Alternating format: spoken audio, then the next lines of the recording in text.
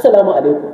Shin kun san cewa abu mafi sauƙi kamar tsafta ta jikinmu yakan iya ƙara rage sha'awa a tsakanin ma'aurata? Akwai abubuwa guda uku da zan faɗa muku da suka fi tasiri wajen tsafta da sha'awa. Na ɗaya shine yin wanka akai-akai. Rashin wanka yakan iya kawo wari da kuma rage sha'awa a tsakanin ma'aurata. Sannan na biyu shine yawan kula da baki. Rashin wanke baki ko amfani da turare yakan iya sa ɗaya daga cikin ma'aurata ya fuskanci rashin jin daɗi. Na uku shine yawan sanya turare da kuma sutura mai tsafta. Kaɗan daga cikin ma'aurata suna jin daɗin juna ne saboda sun kula da turare da kuma sanya sutura mai tsafta. Misali na rayuwa shine wasu ma'auratan zaka ga sun fara samun rashin jituwa saboda ɗaya daga cikinsu baya kula da tsafta. Amma bayan da suka fara wanka akai-akai da kuma yawan amfani da turare da kulawa da sutura, kai namiji ko kuma ke mace idan kuna so aurenku ya kasance ko da yaushe cikin farin ciki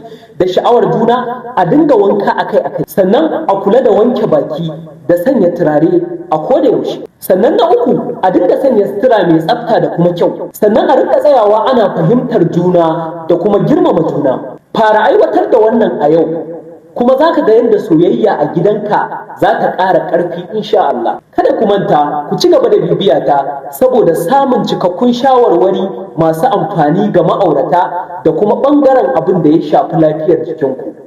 Na gode.